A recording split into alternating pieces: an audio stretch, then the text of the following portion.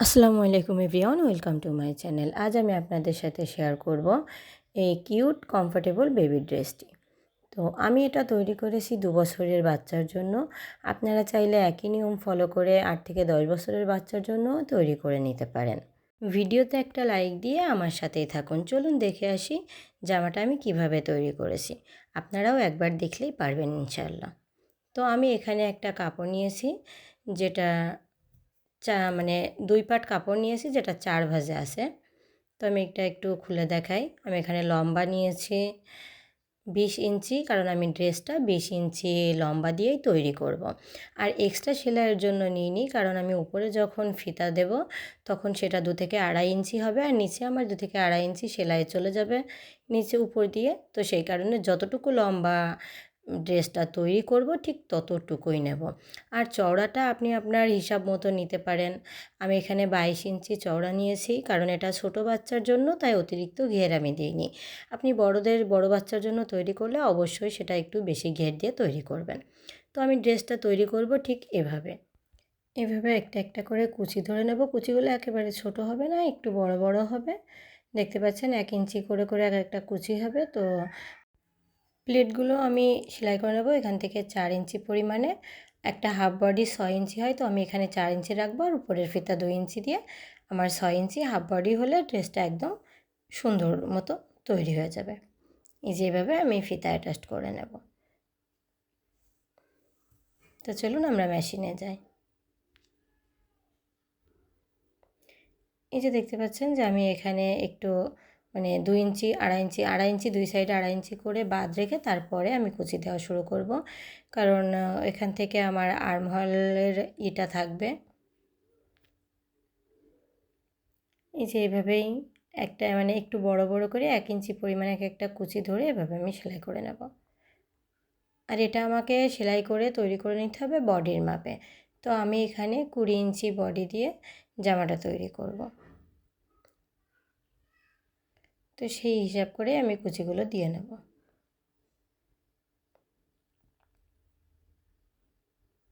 আর কুচিগুলো তৈরি করে মানে চেষ্টা করবেন যে 2 সাইডে একটু জায়গা রেখে মাঝ বরাবর দেওয়ার জন্য। অতিরিক্ত না, অল্প করে জায়গা রাখবেন। যেমন আমি এখানে আড়াই ইঞ্চি করে রেখেছি। এই যে আমার এখানে মানে 10 ইঞ্চি প্রায় 11 ইঞ্চি আছে। তো আমার সেলাইয়ের 2 পাশে হাফ ইঞ্চি চলে গেলে আমার 10 ইঞ্চি থাকবে। তো 2 পাটে আমার 20 ইঞ্চি বডি শেপ হয়ে যাবে।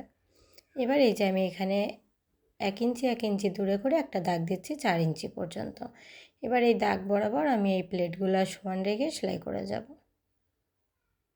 কুচিগুলো একটু হাত দিয়ে দিয়ে সমান করে নিতে হবে,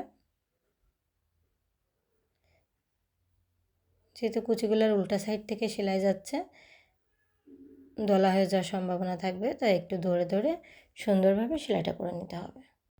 এখানে আমি একইভাবে সবগুলো সেলাই দিয়ে নেব। এটা যেহেতু ছোটো বাচ্চার জন্য, সেক্ষেত্রে আমি এখানে 4 ইঞ্চি পরিমাণে 4টা সেলাই দিয়ে নিচ্ছি।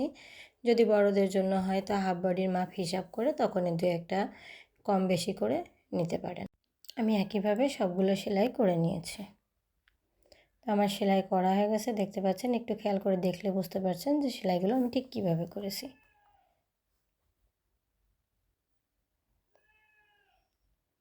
আমি একইভাবে আরও একটা পার্ট সেলাই করে নিয়েছি। এবার আমি এটার থেকে একটু আর্মহোল কেটে নেব।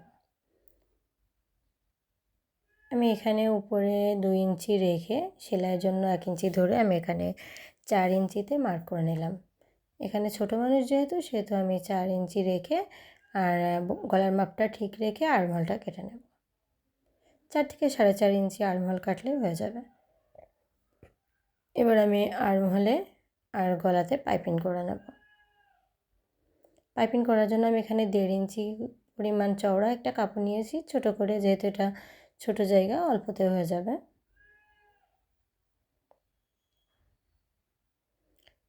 এই যে আমি ডাবল ভাঁজ করে এভাবে বসে একটু ছোট ছোট কাট দিয়ে নিলাম। এবার উল্টো সাইড করে মুড়িয়ে সেলাই করে নেব। পাইপিং আমরা কম বেশি সবাই করতে জানি।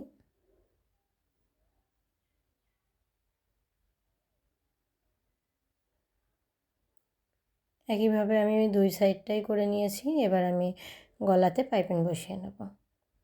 এখানে আপনারা চাইলে অন্য কালারের কাপড় দিয়েও বসাতে পারেন, আমি সেম কালারের কাপড় দিয়ে বসিয়েছি।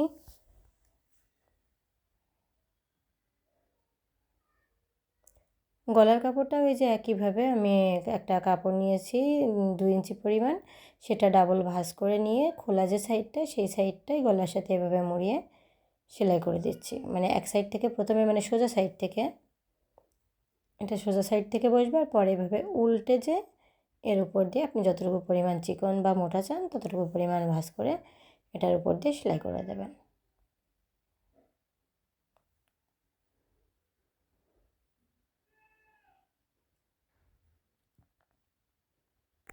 এই যে একটা সাইড তো সেলাই হয়ে গেল, একইভাবে আমি জামার যে আরেকটা পার্ট আছে সেটাও সেমভাবেই করে নেব। এবার আমি জামার জন্য ফিতা তৈরি করব। তো ফিতা তৈরি করার জন্য আমি এখানে ডাবল ভাঁজে, এখানে 4 ইঞ্চি কাপড়টা আমি ডাবল ভাঁজ করে 2 ইঞ্চি করে নিয়েছি। এবার দেখুন 1.5 ইঞ্চি পরিমাণ রেখে আমি এখানে সেলাই করে নিচ্ছি, মানে ফিতাটা আমি 1.5 ইঞ্চি চওড়া করব।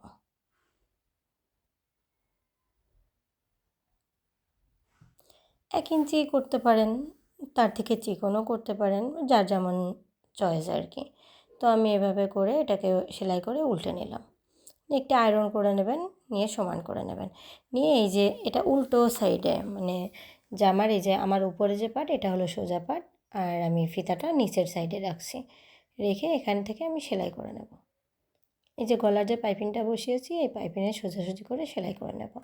এটা আমি বলার থেকে আপনারা যদি একটু খেয়াল করে দেখেন তাহলে আরও বেটার বুঝতে পারবেন।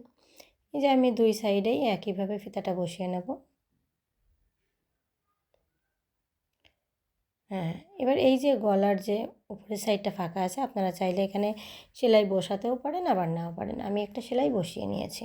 তো আমি এখানে 4 ইঞ্চি ফিতা তৈরি করব, তো 4 ইঞ্চিতে আমি মার্ক করে নিলাম। মার্ক করে নেওয়ার পরে একইভাবে এই সাইডেও আমি ফিতাটা সেলাই করে নেব। ফিতাটা খেয়াল রাখবেন নিচের দিকে রেখে সেলাই করবেন, মানে উল্টা সাইডে রেখে সেলাই করবেন। যে আমার ফিতা লাগানো কমপ্লিট। এবার আমি এটার সাইড সেলাই করব। আপনারা চাইলে এক্সট্রা কাপড়টা কেটে বাদ দিয়ে দিতে পারেন, আমি এখানে বাদ দিয়ে দিয়েছি। এবার আমরা সাইডটা সেলাই করে নেব। আমরা বড়দের ম্যাক্সি যেভাবে তৈরি করি ঠিক সেইভাবে সাইডটা সেলাই করে নেব। এই ড্রেসটা বাচ্চাদের জন্য খুবই কমফোর্টেবল হবে। যারা এই সেলাই কাজে একেবারেই নতুন তারাও এই ভিডিওটা দেখে ইনশাল্লাহ তার বাচ্চার জন্য ড্রেসটি তৈরি করে নিতে পারবেন। আর এই যে এতক্ষণ ধরে আমার ভিডিওটা দেখলেন তার জন্য আপনাদেরকে অসংখ্য অসংখ্য ধন্যবাদ। এই যে আমি আরেকটা সাইডও সেলাই করে নিচ্ছি। আর এটার পরে আমি শুধু মানে মোহরির সাইডটা, নিচের যে সাইডটা ওটা আমি ফ্রকে যেভাবে ভাঁজ করি ডাবল ভাঁজ, ওভাবে ভাঁজ করে সেলাই করে নেব।